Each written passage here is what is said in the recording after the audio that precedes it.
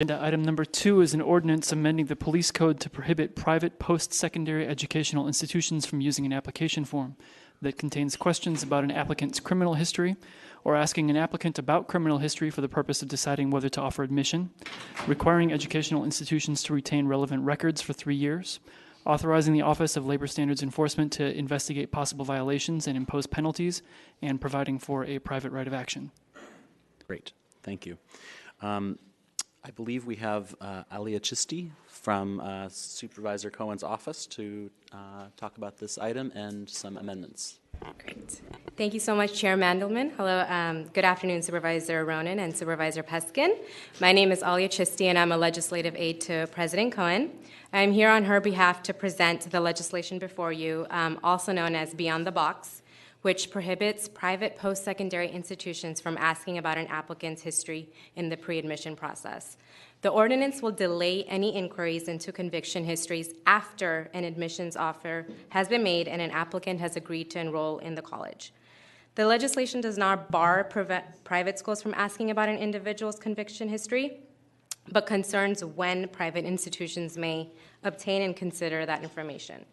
Research indicates that the effects of pre-admission conviction inquiries have a large negative impact on college enrollment. Specifically, a study found that 2 out of the 3 people that start a college application that selected yes to the box ended up not completing their application. It is common for institutions to ask about any conviction, including misdemeanors and juvenile adjudications, without any time limitation. The Common App, which is used by over 700 schools and nearly 1 million applicants every year, includes these questions.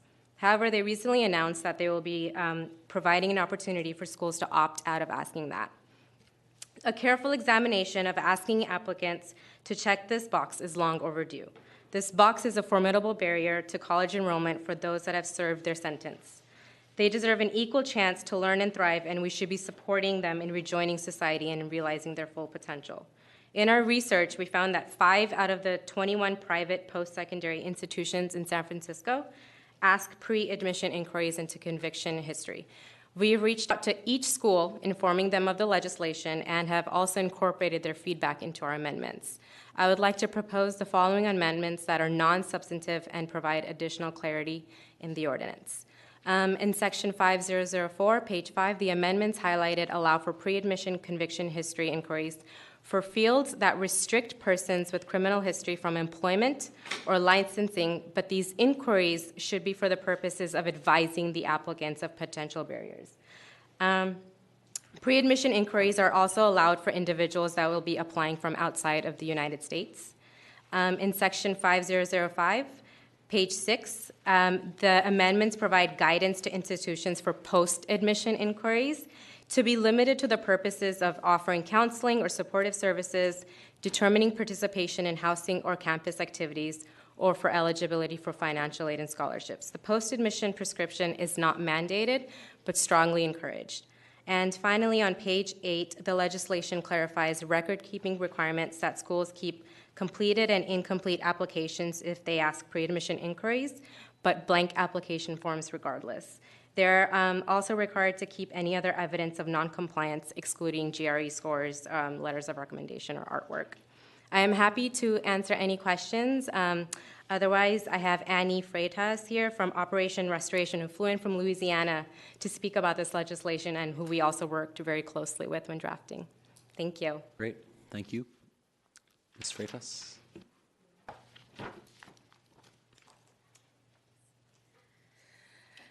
Thank you so much for having me here. Thanks for Leah and Supervisor Cohen for bringing this legislation forward. I'm Annie Freitas. I'm the Education Director of Operation Restoration. We're a nonprofit organization that supports currently and formerly incarcerated women in Louisiana. We also do a lot of policy work. I'm also finishing my PhD at Tulane University, and my research is on this topic, so banning the box on college applications. And I'm also working with Senator Booker and Senator Schatz on the federal level to do similar legislation. So this is happening all over. In Louisiana, we passed this unanimously in 2017. Maryland and Washington have also passed it. I encourage you to ask me any questions you want about research. I would love to dig into those things. But on a personal note, the reason why I decided to sit on a plane for 5 hours last night and then fly back tomorrow morning is because even though I've lived in Louisiana for about 10 years, I'm actually from the San Francisco Bay Area. I grew up in Alameda and went to Oakland School for the Arts, and by the time I was 15 years old, I'd been arrested 3 times.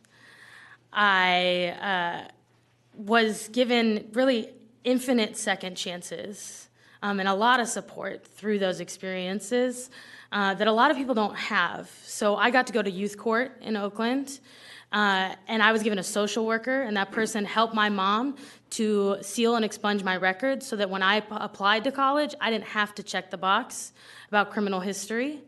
So I think it's important to note that who has to check the box is really based on race and resources, right?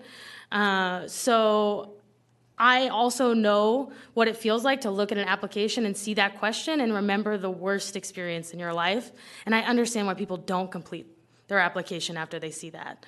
And so that's why I do the research that I do. That is kind of my motivation and why I care so much about this issue. And I'm so excited to see San Francisco being the first city to really tackle this issue and to pass this legislation if it's favorable by the committee today. So thank you so much for having me here. I'm happy to answer any questions. Thank you, Ms. Freitas. I do also just want to point out that the Public Defender's Office, as a free service in San Francisco, will expunge anybody's records for the asking. Supervisor Peskin.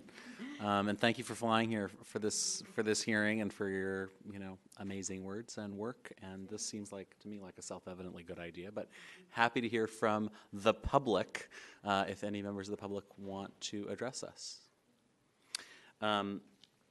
You have 2 minutes.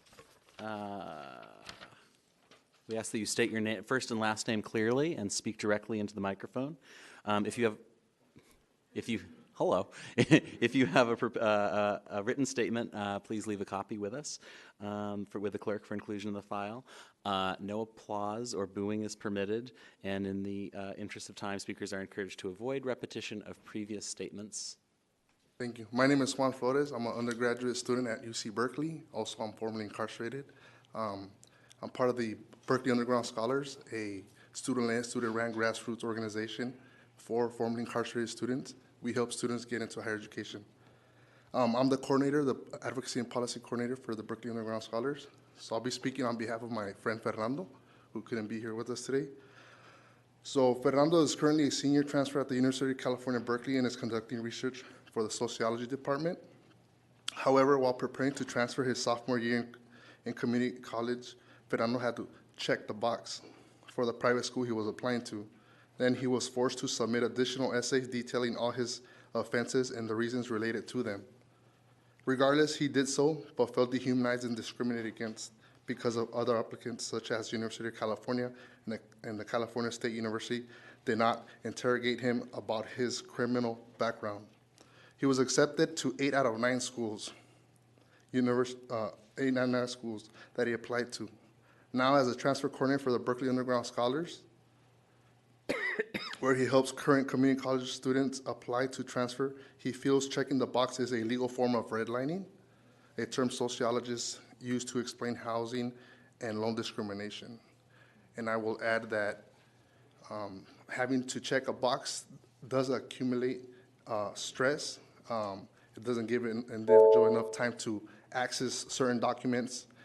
Court proceedings take long. So this is just, it hinders the applicant's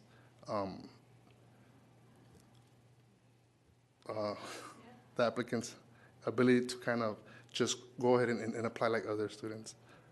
Thank you. I'm sorry. Thank you. Next speaker.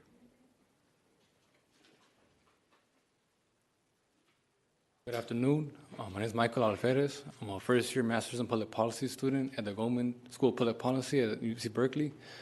So I'm talking about the issue because it's personally affected me, having to check the box on private school applications. I came home from prison in 2013 and went to community college for 3 years and applied to about 10 schools to transfer. And so 4 were Cal States, 4 were UCs. None of those schools asked about criminal history. But I applied to Loyola Marymount University and USC, and ended up getting into all the UCs and all the Cal States I applied to and Loyola. But USC hit me back with, let me take a step back. They sent me an email about a week after they let all the applicants know the decisions, which was June 1st, 2016. And I got an email June 9th, 2016, asking me to submit official court documents because they needed more than my word to make a final decision. And that was heartbreaking to me, thinking that I could. I'm from the LA area, so USC was a school that I wanted to go to. And to think that even though I had accomplished myself in community college and proven that I'm a good scholar and able to succeed academically, that I was being held back. And at that point, I replied to the email telling them that, I already got into UC Berkeley, I'm gonna go there, don't need to further consider my application. Fast forward to last fall, I'm applying to graduate school, and I'm surprised that Princeton University didn't ask about criminal history. I got into Princeton, I got into Chicago, they didn't ask, but other schools did ask, like Harvard Kennedy School. I didn't get into Harvard. I wonder why. Maybe I didn't get in because I have a criminal history, and there's a PhD student who was admitted in 2017 that got her application offer rescinded because the history found out about her criminal convictions. And, it just shows me that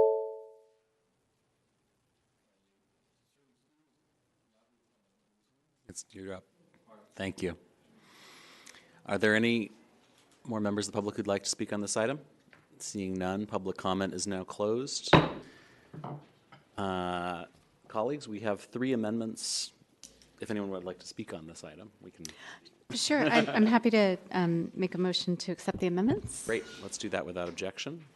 And then I just want to thank you all for coming out and telling your stories and presenting such a compelling case for why this is necessary. And I definitely want to thank President Cohen's office for taking this on and for pushing it. And if I may, I'd love to be listed as a co-sponsor. It's phenomenal legislation, and I support it wholeheartedly. So with that, I'm happy to make a motion unless other. Go ahead. As long as I can be added as co-sponsor as well, and to and echo everything that Vice Chair Ronan said. So I'll make a motion to send this item forward with positive recommendation. That without objection? Fantastic. Very good. All right.